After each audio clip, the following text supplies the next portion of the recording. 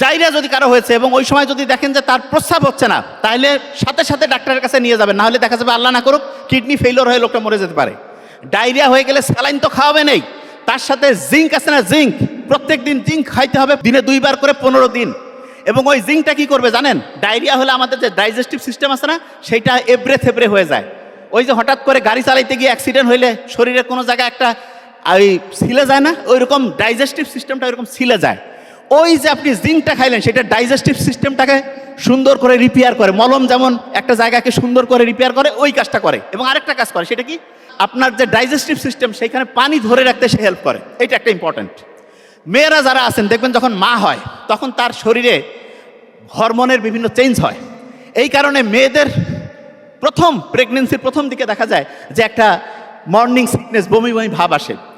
তা বিজ্ঞানীরা আমেরিকা, ইউরোপে থ্যালিডোমাইড নামে একটা ড্রাগ বের করলো, যেটা মিরাকল। কি করে? মেয়েদের মর্নিং সিকনেস নষ্ট করে দেয়, মানে মর্নিং সিকনেসের প্রবলেমটা দূর করে দেয়।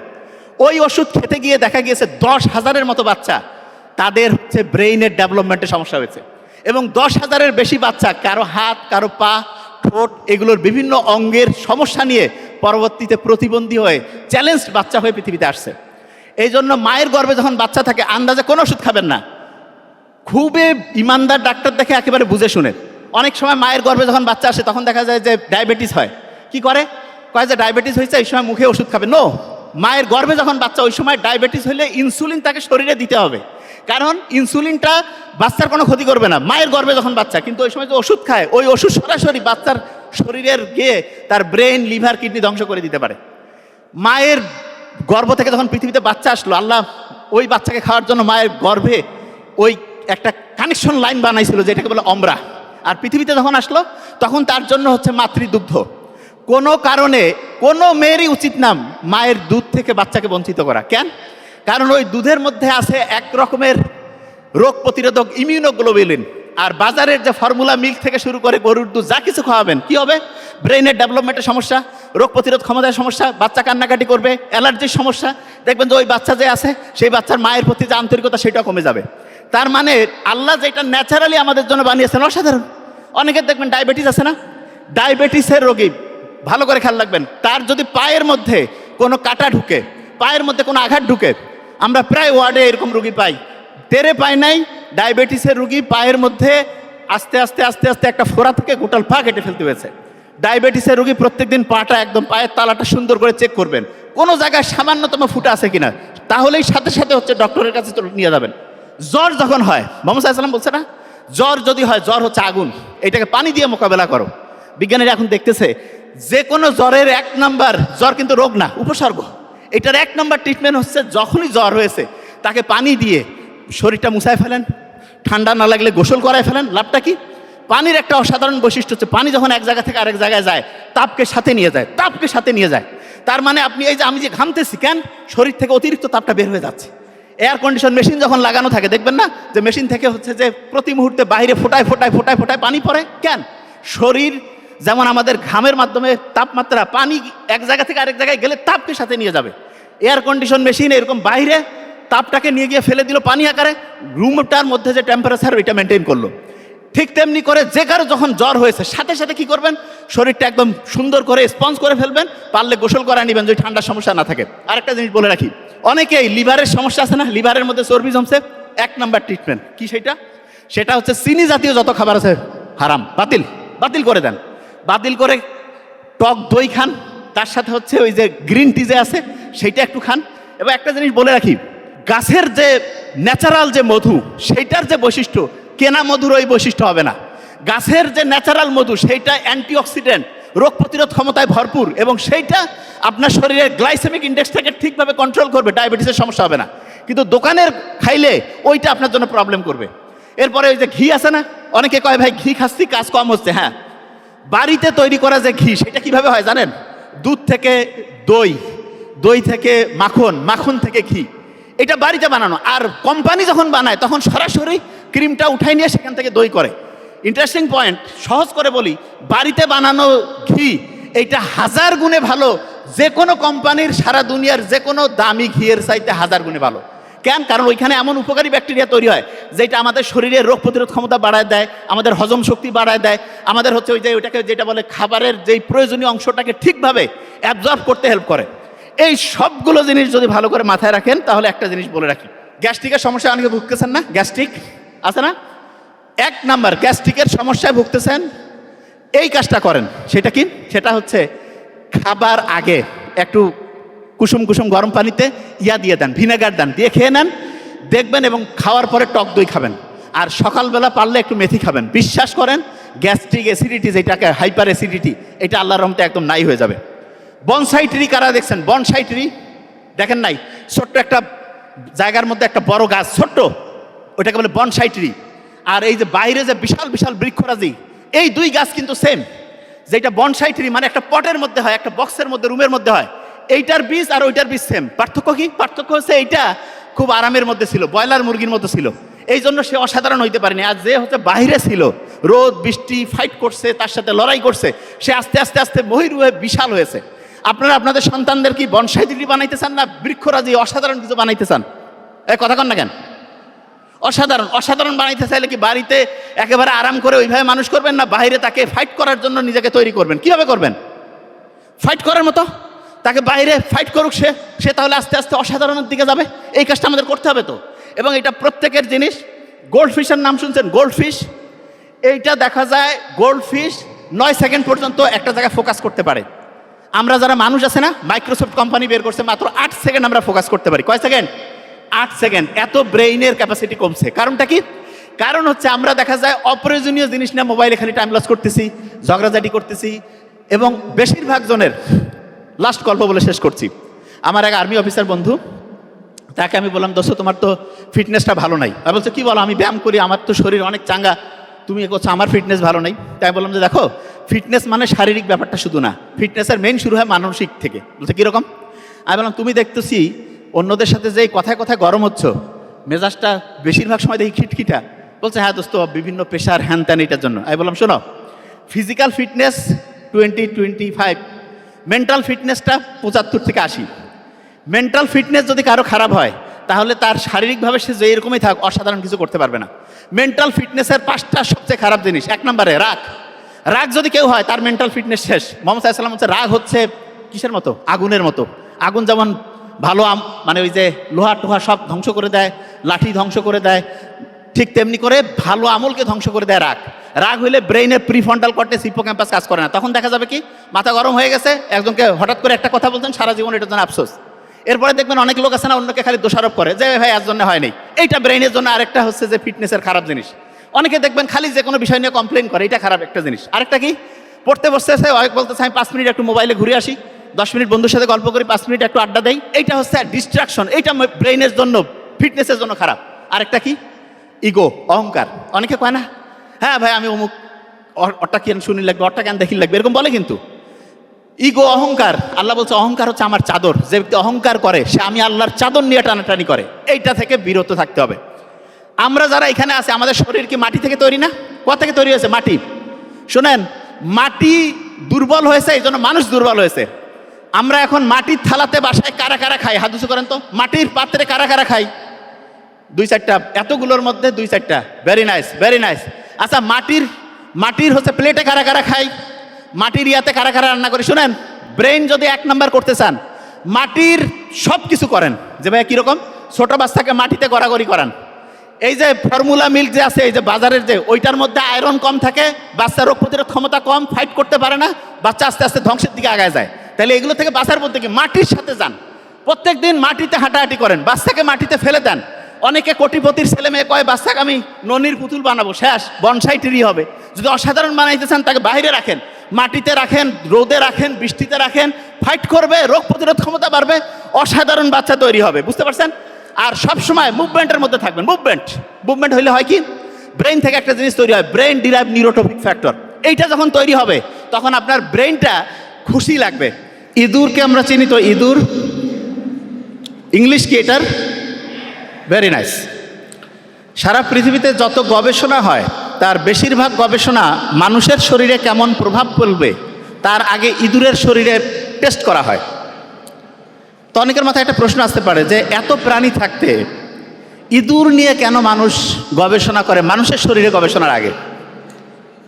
যে কাউকে যদি আমি জিজ্ঞেস করি, কেউ কি এটা বলতে পারে যে কি কারণে মানুষের শরীরে গবেষণার আগে ইঁদুর নিয়ে গবেষণা হয়? কারণটা কি?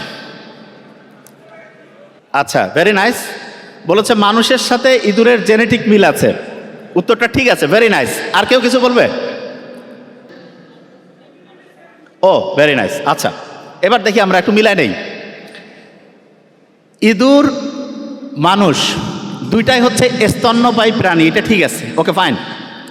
স্তন্যপায়ী প্রাণী এই পৃথিবীতে মেলা আছে। ইঁদুর নিয়ে গবেষণা হয়েছে একটি কারণ, প্রধান একটি কারণ। সেটা কি জানেন? আমরা যদি কোনো শরীরে কোনো খারাপ কিছু যায়, আমাদের শরীর যদি সেটাকে পছন্দ না করে, তারপরে আমরা বমি করে ফেলে দেই না? একটা জিনিস শরীরে পছন্দ হচ্ছে না, বমি করলাম, শরীর থেকে চলে গেল। ইঁদুরের একটা বিস্ময়কর বৈশিষ্ট্য হচ্ছে ইঁদুর কখনো বমি করতে পারে না। ইঁদুর কি করতে পারে না? বুঝি নাই। বমি করতে পারে না। কি করতে পারে না? কি? বমি। আচ্ছা, ইঁদুর যদি বমি করতে না পারে, তার মানে হচ্ছে তার শরীরে আমি একটা জিনিস ঢুকাই দিলাম, ধরলাম একটা বিষ ঢুকাই দিয়েছি, তার খুব খারাপ লাগতেছে। সে কি আমার মতো চাইলেই বমি করে সেটা শরীর থেকে বের করতে পারবে? পারবে? তাহলে তার শরীরে ওই খারাপ জিনিসটার প্রভাব কেমন হচ্ছে সেইটা বোঝা বিজ্ঞানীদের জন্য খুব সহজ হয়। এই কারণে মানুষের শরীরে কোনো একটা জিনিসের গবেষণা করার আগে সবচেয়ে গুরুত্বপূর্ণ ভূমিকা পালন করে ইঁদুর। এই জন্য ইঁদুরকে একটু থ্যাংক ইউ দেওয়া উচিত, প্রত্যেকে থ্যাঙ্কস জানাই তাকে। আচ্ছা, ইঁদুর এই যে বমি করতে পারে না, এটা কি ইঁদুর কি নিজে বানাইছে যে আমি আজকে থেকে ওয়াদা করলাম সারা জীবন যত বংশগোষ্ঠী আমার আসবে আমরা কেউ বমি করবো না? এটা কি সে নিজে কন্ট্রোল করছে না অটোমেটিক আসছে? কথা বলি না কেন? অটোমেটেড, আল্লাহ দিয়েছে, ঠিক না? আল্লাহ তার শরীরে দিয়েছে যে সে চাইলেও বমি করতে পারবে না। ইন্টারেস্টিং জিনিস। আমরা যখন পৃথিবীতে আসছি, আসার পরে বড় হতে হতে আমাদের দেখা যায় 15 বছর, 18 বছর, 20 বছর লাগে। ইঁদুরের ছোট থেকে বড় হতে, বড় বলতে কি, যেই সময় সে প্রজননক্ষম হয়, এইটা মাত্র 21 দিনের মতো লাগে। কতদিন? 21 দিন। কতদিন? 21। তার মানে হচ্ছে একটা ইঁদুরের উপরে যদি আমি গবেষণা করি, সে বমি করতে পারছে না, মাত্র 3 সপ্তাহে সে প্রজননক্ষম হচ্ছে, তারপরের জেনারেশন আসতেছে, এবং একটা ক্ষতিকর জিনিস তার শরীরে কীরকম প্রভাব ফেলতেছে, এবং এর পরের বংশধর যে ইঁদুর আসতেছে তার শরীরে কীরকম প্রভাব ফেলছে, এটা খুব দ্রুততার সাথে আমরা আবিষ্কার করে ফেলতে পারি। তাহলে ইঁদুরের সবচেয়ে সেরা প্রথম বৈশিষ্ট্য, ইঁদুর কি বমি করতে পারে কি পারে না? পারে। কতদিনের মধ্যে ইঁদুর প্রজননক্ষম হয়? কতদিন? আচ্ছা, আল্লাহ যে এই পৃথিবীতে আছে এটা কিন্তু আমরা কেউ কোনোদিন, মুসা নবী বাদে কেউ কি দেখছে এই পৃথিবীতে? কালকে আল্লাহ দেখলাম ওই জায়গায় যে আল্লাহ আসি সালাম দিল, আসসালামু আলাইকুম, তারপরে তো আমি বিশ্বাস করলাম। এটা নবী স্পেশাল লোক ছাড়া কারো কি এইখানে কেউ আছে নাকি যে আল্লাহ দেখছে? হাত উঁচু করেন তো, কেউ আল্লাহ দেখছে এরকম আছে? নোবডি।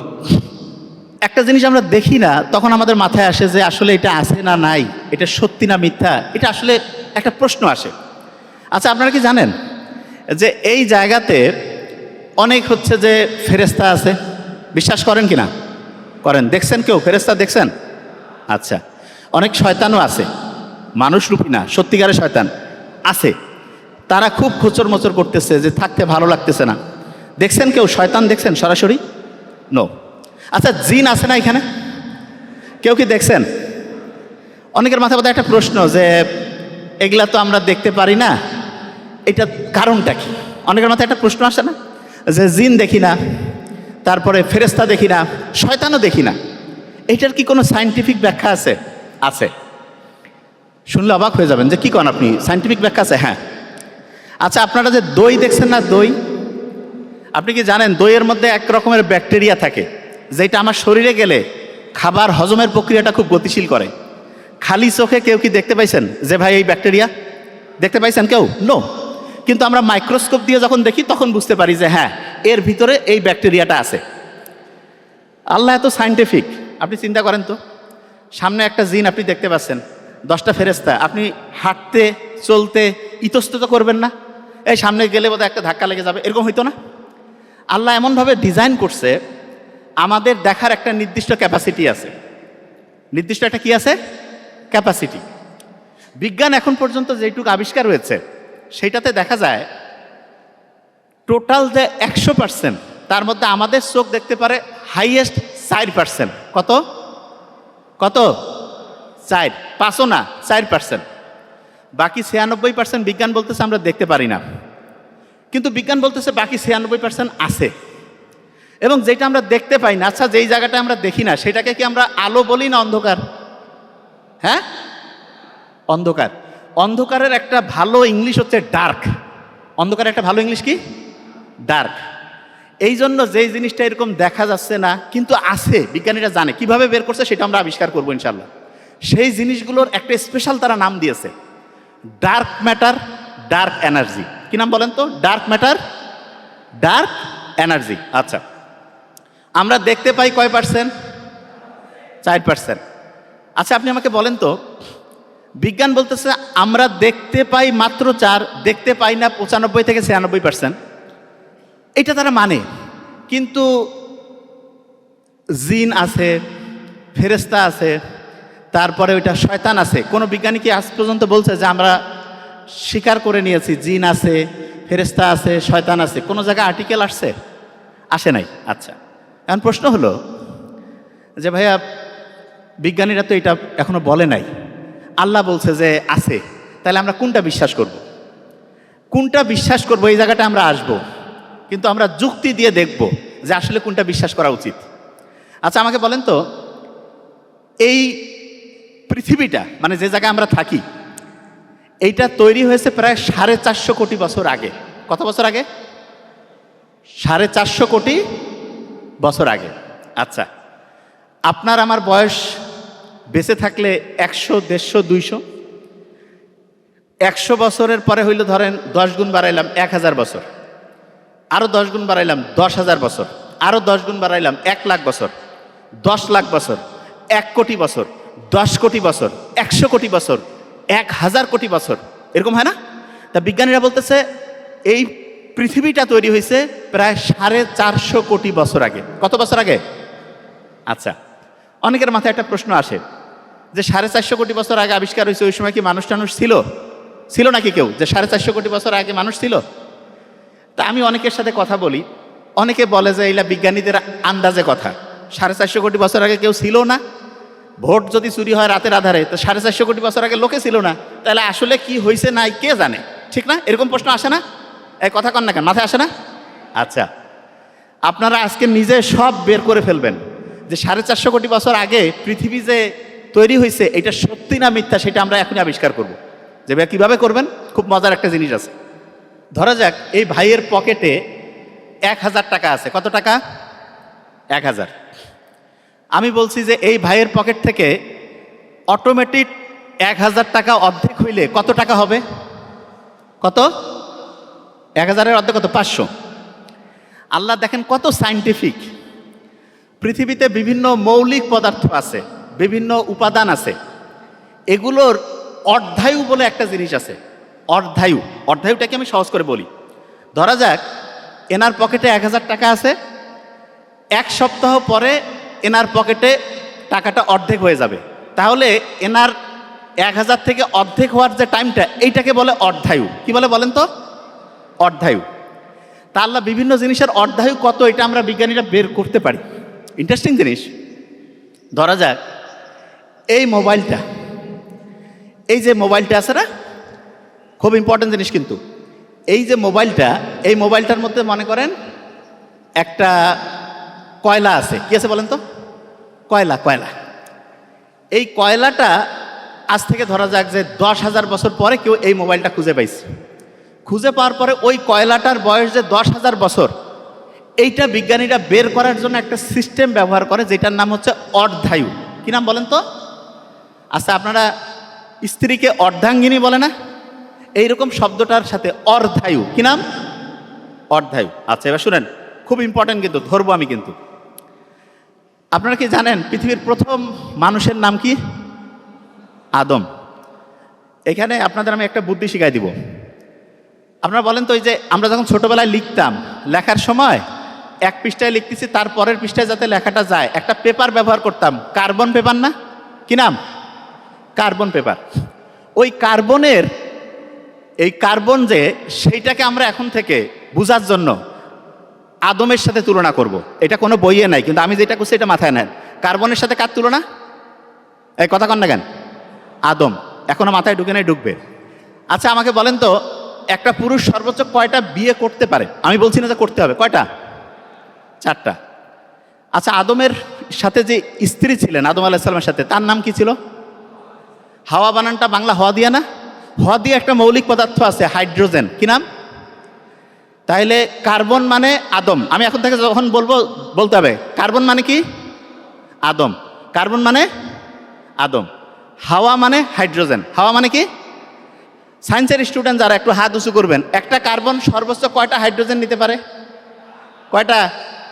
বিজ্ঞানীরা আবিষ্কার করছে একটা কার্বন সর্বোচ্চ কয়টা নিতে পারে? 4টা। খুব ইম্পর্টেন্ট জিনিস কিন্তু। আচ্ছা, যে জায়গায় ছিলাম, কার্বন যে আছে না, এর একটা টাইপ আছে আপনার সহজ করে বোঝার জন্য।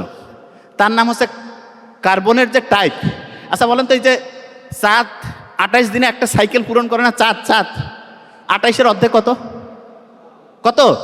14।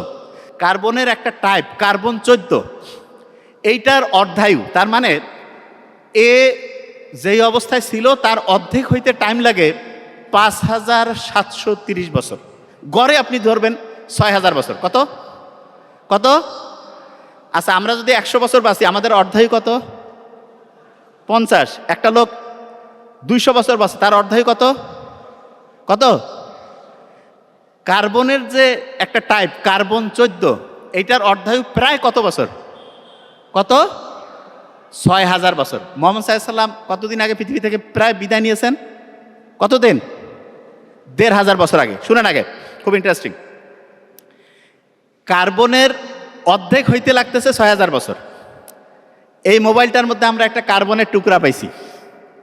কার্বনের টুকরা পেয়ে আমি দেখলাম যে এটা ধরেন প্রথম যখন ছিল তখন ছিল 1000, তারপর আমি যখন মোবাইলটা পেলাম তখন দেখি কার্বনের ওই জিনিসটা 500 হয়ে আছে। তাহলে বলেন তো এটা অর্ধেকে পরিণত হয়েছে না? অর্ধেকে পরিণত হয়েছে। তার মানে ওই যে কার্বনটা ছিল কতদিন আগের থেকে ক্ষয় হওয়া শুরু হয়েছে? আপনারা তো অনেক ভালো বুঝছেন। কতদিন আগের থেকে? অনেকে যদি না বুঝেন আবার বুঝবেন, আমি সহজ করে বলতেছি। যে কোনো একটা জিনিসের অর্ধায়ু, তার মানে যেই টাইমে সে অর্ধেক হয়, যেই টাইমে কি হয়? অর্ধেক। কার্বন 14, এইটার অর্ধায়ু হচ্ছে প্রায় 6000 বছর। কত? এক্স্যাক্টলি 5730, কিন্তু প্রায় 6000। আচ্ছা এবার শোনেন, আপনার মনে হবে যে প্রায় 6000 বছর, তাই এইটা দিয়ে আমরা বের করতে পারি 50,000 বছর পর্যন্ত হিসাব বের করতে পারি। তাহলে অনেকের মাথায় একটা প্রশ্ন আসবে যে 50,000 বছর পর্যন্ত বের করি, তাহলে পৃথিবীর তো 450 কোটি, এটা কিভাবে করছে? পারমাণবিক বোমা বানায় একটা মৌলকে ব্যবহার করে, তার নাম ইউরেনিয়াম। ওই যে সেকেন্ড পার্সন ইউ আছে না, তার সাথে নাম ইউরেনিয়াম। নামটা বলেন তো কি নাম? ইউরেনিয়াম। ইউরেনিয়াম যে অর্ধায়ু, মানে এর যে অর্ধেক লাইফ, এইটা হচ্ছে প্রায় 450 কোটি বছর। কত বছর? 450 কোটি বছর। তা বিজ্ঞানীরা আমাদের এই যে পৃথিবী, এইখানে বিভিন্ন শিলাখণ্ড আছে, পাথরের টুকরা আছে, গাছের মধ্যে বিভিন্ন জিনিস পেয়েছে, সেইখানে দেখছে যেই ইউরেনিয়ামটা পাইছে সেইটা ঠিক অর্ধায়ু অবস্থায় আছে। কোন অবস্থায়? অর্ধায়ু। তার মানে ওর অর্ধেক লাইফ অবস্থায় সে আছে।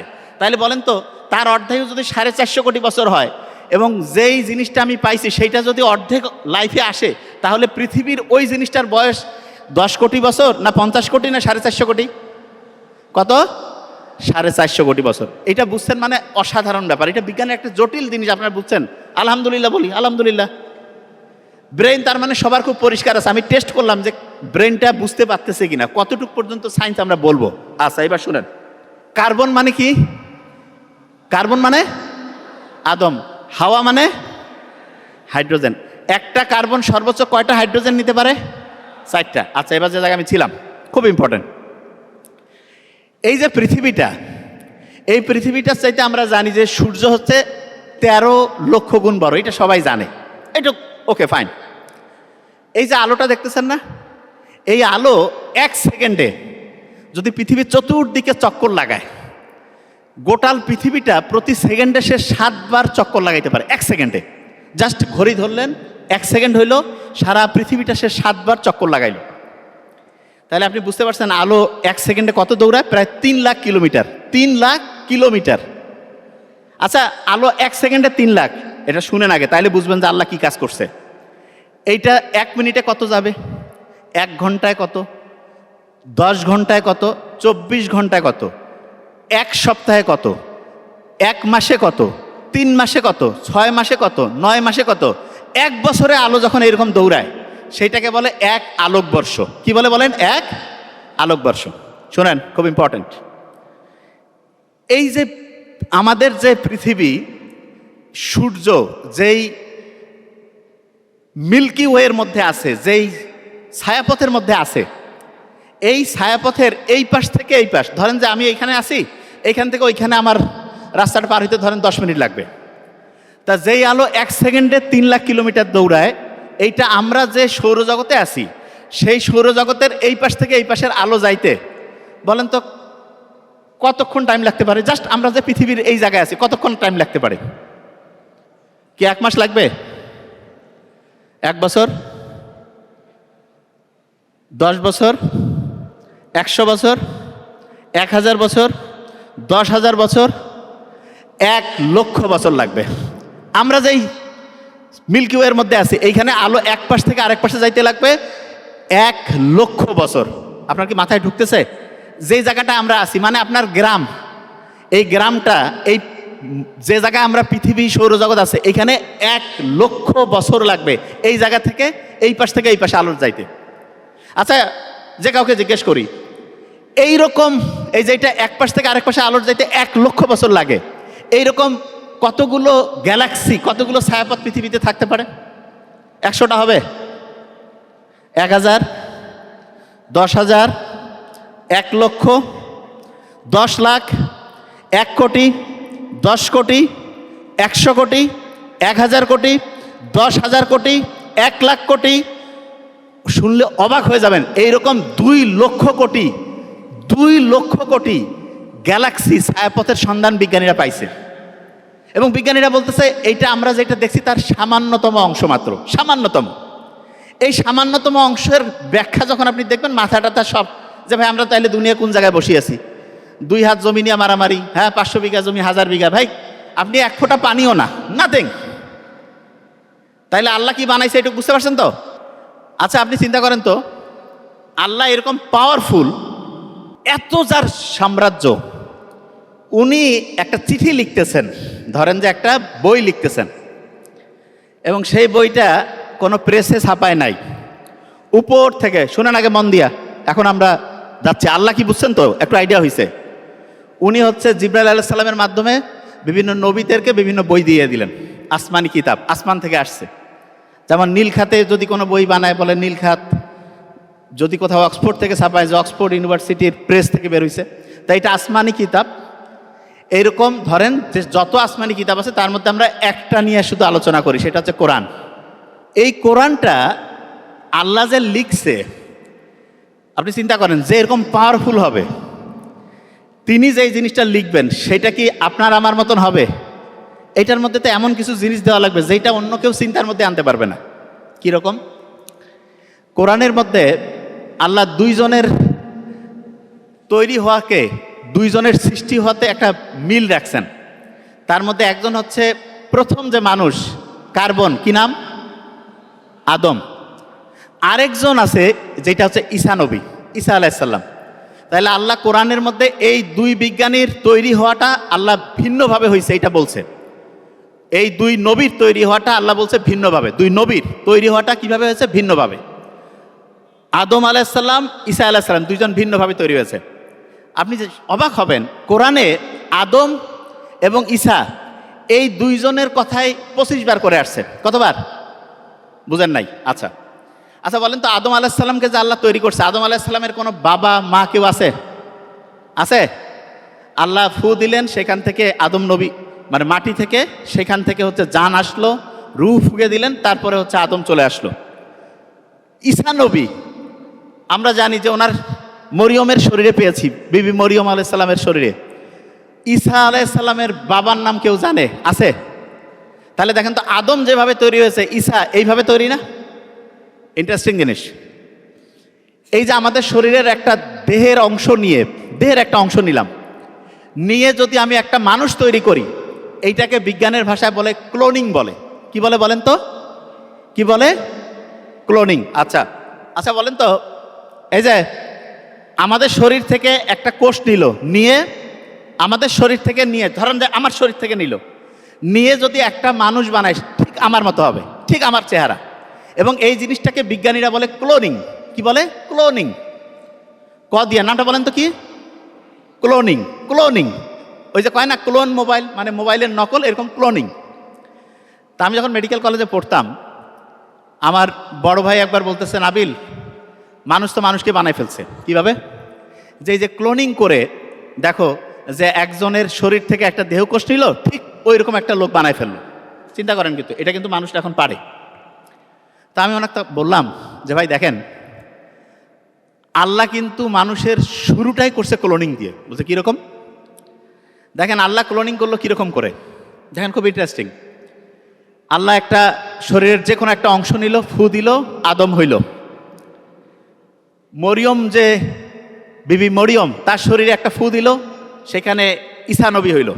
আদম আলাইসাল্লামের যে স্ত্রী হাওয়া, ওনাকে তৈরি করা হয়েছে কিসের উপর ভিত্তি করে? আদম আলাইসাল্লামের শরীরের একটা অংশ থেকে হাওয়াকে তৈরি করছে না? আর বিবি মরিয়ম, ওনার শরীরের একটা অংশ থেকে তৈরি করছে ঈসা আলাইসাল্লাম। আমরা যদি এখানে যে কোনো একটা পুরুষের শরীর থেকে একটা অংশ নেই, নিয়ে যদি একটা মানুষ বানাই ফেলি, সেই মানুষটা ঠিক যার শরীর থেকে নিয়েছি ওই রকম হবে। একটা মেয়ের শরীর থেকে যদি নেই, তাহলে ওই যেই নতুন মানুষটা তৈরি হবে ঠিক ওই মেয়েটার মতো হবে। তার মানে আমার শরীর থেকে নিলে ঠিক আমার মতো, ওই নোবেলের শরীর থেকে নিলে ঠিক নোবেলের মতো, তার মানে যার মতো নিব ঠিক সেই রকম। আচ্ছা বলেন তো আমাকে, আদম আলাইসাল্লামের শরীর থেকে যে ক্লোনিং করে যিনি তৈরি হইলেন হাওয়া, উনি কি নারী না পুরুষ? নারী। বিজ্ঞানীরা বলতেছে ক্লোনিংয়ের মূল শর্ত যেই রকম পুরুষ ঠিক ওই রকম হবে, যেই রকম নারী ঠিক সেই রকম। কিন্তু আল্লাহ কিভাবে ক্লোনিং করলেন? পুরুষের শরীর থেকে একটা অংশ নিলেন, নিয়ে ক্লোনিং করে বানাইলেন নারী। বিজ্ঞানীরা বলতে পারে এটা আল্লাহ একবার করছে, আল্লাহ আরেকবার ইন্টারেস্টিং একটা জিনিস করলো। সেটা কি? বিবি মরিয়ম আলাইসাল্লাম, বিবি মরিয়ম ওনার শরীরের ক্লোনিং করলো, করে নারী থেকে ওইখানে ওনার শরীরে কাকে বানাইলো? ঈসা নবী। নারী থেকে বানাইলো পুরুষ। বিজ্ঞানীরা যত আবিষ্কার করছে এখনো খুঁজেই পাচ্ছে না যে পুরুষের ক্লোনিং করে নারী, নারীর ক্লোনিং করে পুরুষ এটা হইতে পারে। বিজ্ঞানের কোনো সূত্র এখানে কাজ করে না। তার মানে আল্লাহ যে মানুষকে বলছে যে সামান্যতম জ্ঞানের অধিকারী করে তোমাকে বানাইছি, এইটার প্রমাণ কি আপনারা এখানে বুঝতে পারতেছেন? এইটুকু বুঝতে পারছেন? আচ্ছা, আমরা নর্মালি 100 বছর বাঁচি না, ধরলাম। আপনারা কি শার্কের নাম শুনছেন? শার্ক। শার্ক কি একটা এক রকমের হচ্ছে যে ওই যে জলজ প্রাণী না? শার্ক। একটা শার্ক গড়ে 400 বছর বাঁচে, 400 বছর। আর সবচেয়ে বেশি যে শার্কটা বাঁচে, এরকম 700 বছর পাওয়া গেছে যে এরকম একটা শার্কও বাঁচছে 700 বছর। আমাদের দাঁত সারা জীবনে কয়বার চেঞ্জ হয়? একবার ছোটবেলায় উঠে, আর একবার দাঁত পড়ে যাওয়ার পরে আরেকবার। সাধারণত কয়বার চেঞ্জ হয় আমাদের দাঁত? 2 বার। শুনলে অবাক হয়ে যাবেন, শার্কের যে শরীরের যে দাঁত 20,000 বার থেকে 30,000 বার চেঞ্জ হয় শার্কের শরীরের দাঁত। এবং ওদের দাঁতটা কিভাবে চেঞ্জ হয় জানেন? ধরেন যে ওদের সামনের সারির দাঁতগুলো আস্তে আস্তে আস্তে আস্তে পড়তেছে, তখন সামনের সারির দাঁতগুলো যখনই পড়ে গেল, পিছনের সারির দাঁতটা অটোমেটিক সামনে চলে আসলো। ইন্টারেস্টিং না? তার মানে সামনের সারির দাঁত পড়ে গেছে, পিছনের সারির দাঁত সামনে চলে আসছে। এইটা হচ্ছে শার্কের ক্ষেত্রে। আচ্ছা, আমাদের শরীরে হাড্ডি আছে, গোস্ত আছে, ঠিক না? আচ্ছা, আপনারা কি ওই যে গরুর মাংস, খাসির মাংসে কুরকুরি চিনেন? মানে খাইতে খুব মজা লাগে, ওই যে মুরগির রানের যে অংশটা খাইতে টেস্ট, ওই টাইপের। বুঝতে পারছেন তো? গোটাল শার্কের যে শরীরটা, এটা হচ্ছে ওই কুরকুরি দিয়ে তৈরি। তার মানে গোটাল শার্কের শরীরে কোনো হাড্ডি নাই, সব হচ্ছে তরুণ হাড্ডি, সব হচ্ছে কুরকুরি। আমরা সাধারণত কি গোস্ত রান্না করছে 100 মিটার বা 50 মিটার দূর থেকে টের পাই। শার্ক 1 কিলোমিটার দূর, ওইখান থেকে রক্তের স্মেল সে টের পায়। 1 কিলোমিটার দূর থেকে রক্তের স্মেল সে 1 কিলোমিটার দূর থেকে সে টের পাইতে পারে। সমুদ্রের মধ্যে নীলতিমি থাকে না? আচ্ছা বলেন তো, নীলতিমি কি মাছ না স্তন্যপায়ী প্রাণী? স্তন্যপায়ী। একটা নীলতিমি একবার যখন বাচ্চাকে দুধ খাওয়ায়, 200 থেকে 300 লিটারের মতো দুধ খাওয়ায়। এবং সে যে দুধ খাওয়ায়, নীলতিমির শরীরের দুধটা কিভাবে করে জানেন? সে হচ্ছে ওই যে আমরা যেমন বডি স্প্রে করি না, এরকম ওই তার শরীর থেকে ওই দুধটা সে হচ্ছে বাচ্চার শরীরে স্প্রে করে। তা আপনার নর্মালি কি মনে হবে? নীলতিমি তো থাকে হচ্ছে পানির মধ্যে। পানিতে আপনি যদি একটা হচ্ছে এই যে গরু দুধ যদি হচ্ছে দেন, তাহলে ওই দুধটা পানিতে মিশে যাবে না? আল্লাহ কি সায়েন্টিফিক! নীলতিমির যে শরীরে যে দুধটা তৈরি হয় সেইটার 40 থেকে প্রায় 60% হচ্ছে ফ্যাট। আর আমাদের এই যে গরু ছাগল এগুলো শরীরে যে দুধ পাওয়া যায় এগুলো 8 থেকে 10% ফ্যাট। যে ভাইয়া ফ্যাট হইলে লাভটা কি? ফ্যাট মানে চর্বি। বলেন তো চর্বি আর পানি একটা আরেকটার সাথে কি মিশে না? তেল আর জল মিশে কি না? তার মানে নীলতিমির শরীরে যেই দুধটা তৈরি হয় সেটার 40 থেকে 60% হচ্ছে ফ্যাট, এবং এই কারণে ওইটা পানিতে মিশে না। নীলতিমির বাচ্চা সুন্দরভাবে খেয়ে আস্তে আস্তে বড় হতে থাকে। এখানে যারা আছি প্রত্যেকের শরীর থেকে একটা রশ্মি নির্গত হয়। রশ্মি, আমাদের শরীর থেকে যে রশ্মিটা নির্গত হয় সেটার একটা স্পেশাল নাম আছে, TIR। কি নাম বলেন তো? বলেন। TIR একটা রশ্মি নির্গত হয়। আচ্ছা, চাঁদ যে আল্লাহর নবী যখন দ্বিখণ্ডিত করছেন, রশ্মি মানে হচ্ছে তার মধ্যে একটা শক্তি আছে, শক্তি। চাঁদ যখন আল্লাহর নবী দ্বিখণ্ডিত করছেন তখন নফল নামাজ পড়লেন, আল্লাহর কাছে চাইলেন, চাঁদের দিকে এরকম করে একটা অঙ্গুলি নির্দেশ করলেন না? আচ্ছা, অঙ্গুলি যখন নির্দেশ করছে ওইখানে কিন্তু আল্লাহ কিভাবে করছে এটা আল্লাহ জানেন, কিন্তু আমরা এখন বিজ্ঞান বুঝতে পারি এইটুক, যে আমাদের শরীর থেকে প্রতি মুহূর্তে রশ্মি নির্গত হচ্ছে এবং সেই রশ্মির একটা শক্তি আছে। আমাদের প্রত্যেকের শরীর থেকে যে রশ্মিটা নির্গত হয় এইটা হচ্ছে 100 ওয়াটের মতো। কত ওয়াট? 100 ওয়াট। ধরেন যে একটা লাইট 100 ওয়াটের বাল্ব যেই তাপ দেয়, আপনার প্রত্যেকটা মানুষের শরীর থেকে পূর্ণবয়স্ক অবস্থায় 100 ওয়াটের মতো তাপ তৈরি হয়। আচ্ছা, এই যে এখানে যতজন আছেন দেখেন প্রত্যেকের শরীরে তাপ বের হচ্ছে, এই জন্য এখানে কিন্তু এরকম ঠান্ডা লাগতেছে না, গরম লাগতেছে না? গরম লাগতেছে না, কারণ প্রত্যেকের শরীর থেকে 100 ওয়াটের মতো তাপ আসতেছে। তা আমাদের শরীর থেকে যে প্রতি মুহূর্তে TIR রশ্মি নির্গত হয়, এক রকমের IR রশ্মি, আল্লাহর নবী যখন অঙ্গুলি নির্দেশ করছেন, এই রশ্মিটা নর্মালি 100 ওয়াট দিয়ে তো আর চাঁদের কিছুই হবে না, কিন্তু আল্লাহ যদি চান এরকম কি করতে পারেন না, যে সেই রশ্মিটার কম্পাঙ্ক আল্লাহ এমন বাড়াই দিয়েছে, যে এত বহুগুণে শক্তিশালী করে দিয়েছে, যে ওইটা যে চাঁদের যে গোটাল কাঠামো সেই কাঠামোটা ভাঙতে পারেন। আচ্ছা, এক্সাম্পল দিই। সমুদ্রের মধ্যে পানি আছে, পানির মধ্যে যখন উচ্ছ্বাস তৈরি হয়, জলোচ্ছ্বাস হয়, সব কিছু ভেঙে চুরে চুরমার করে নিয়ে যায় না সমুদ্রের পানি? তো তা আল্লাহ যদি চান যে মুহাম্মদ সাল্লাল্লাহু আলাইহি ওয়াসাল্লামের প্রত্যেকের শরীর থেকে বের হয় একটা রশ্মি, তা মুহাম্মদ সাল্লাল্লাহু আলাইহি ওয়াসাল্লাম ওই সময় যখন অঙ্গুলি নির্দেশ করলেন, আল্লাহ যদি চান ওইটা তো লক্ষ লক্ষ কোটি কোটি গুণ বাড়াই দিয়ে, ওই যে শক্তি সেই শক্তি দিয়ে বহু গুণ বাড়াইতে হবে। ইচ্ছে করলে কিন্তু আল্লাহ ওই চাঁদকেও দ্বিখণ্ডিত করতে পারেন। আল্লাহু আকবার বলবেন না? সূর্য যে আছে না, সূর্য প্রতি সেকেন্ডে প্রায় 600 মিলিয়নের মতো করে জ্বালানি সে খরচ করতেছে। 600 মিলিয়ন টন জ্বালানি সে খরচ করতেছে, এবং সেইটার যে শক্তি সেইটা দিয়ে আমরা কি সারা দুনিয়ার সবাই দেখা যাচ্ছে শরীরকে গরম করতেছি, রোগ প্রতিরোধ ব্যবস্থার সাথে ফাইট করতেছি। এই জিনিসটা হচ্ছে, তা আমি যে জিনিসটা প্রথমে বোঝানোর চেষ্টা করছি যে আমাদের আল্লাহর কোয়ালিটি, আল্লাহর শক্তি সম্বন্ধে সামান্য কিছু জিনিস দিয়ে আমরা এক্সাম্পল দিয়ে মিলাইছি। এখন আমরা প্রত্যেকে চাই যে আমাদের লাইফটা যাতে খুব প্রোডাক্টিভ হয়, ঠিক না? প্রোডাক্টিভ লাইফের জন্য কয়েকটা ফর্মুলা বলবো, এই কয়েকটা ফর্মুলার সাথে সাথে লিখবো খুব দ্রুত। বলেন তো, ইসলামী দিনটা শুরু হয় কি ফজর থেকে না মাগরিব থেকে? প্রত্যেকটা দিন আমরা শুরু করব মাগরিব থেকে। কি থেকে বলেন তো? মাগরিব থেকে প্রত্যেকটা দিন শুরু হবে। তার মানে প্রত্যেক দিন মাগরিবের নামাজের পরে রুটিন করব, তারপরের দিন মাগরিব পর্যন্ত রুটিনটা থাকবে প্রত্যেক দিন। দ্বিতীয় হচ্ছে প্রত্যেক দিন 4 থেকে 5টা ঘন্টা টাইম ব্লক করবো, যে এই টাইম এটা পড়বো, এবং মাথায় রাখতে হবে একটা না পড়বো না, প্রত্যেক ঘন্টায় সর্বোচ্চ 20 মিনিট থেকে 25 মিনিট একটা না পড়বো। এরকম প্রত্যেক ঘন্টায় মিনিমাম 2টা সেকশন, 2টা আলাদা ভাগ করে পড়বো। এবং যখন আমরা পড়ার সময় একটা মৌলিক বুদ্ধি মাথায় রাখবো, সেটা কি? আমরা যখন পড়তেছি না, পড়ার সময় বাম হাতটা মুষ্টি করে ধরেন তো, মুষ্টি করে ধরেন, বাম হাতটা মুষ্টি করে ধরবো যখন আমরা পড়বো একটা জিনিস। যখন আমি রিভিশন দিব তখন বাম হাতটা মুষ্টিটা ছেড়ে দিলাম, ডাইন হাতটা মুষ্টি করে ধরবো। রিভিশন দেওয়ার সময় কোনটা? ডাইন হাত মুষ্টি করে ধরবো রিভিশনের সময়। খেয়াল থাকবে। রাতে ঘুমানোর আগে রিভিশন, সকালে ঘুম থেকে উঠে রিভিশন। প্রত্যেক ঘন্টায় বুক ভরে একটু শ্বাস নেন,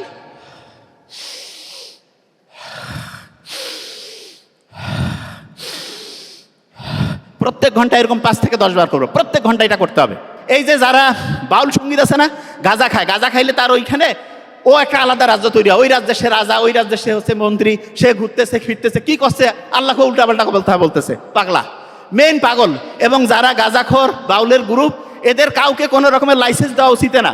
লাইসেন্স পাওয়ার একটা মূল শর্ত কোনো ড্রাগের সাথে অ্যাডিক্টেড থাকাই যাবে না, এই জিনিসটা সবচেয়ে গুরুত্বপূর্ণ, ঠিক আছে?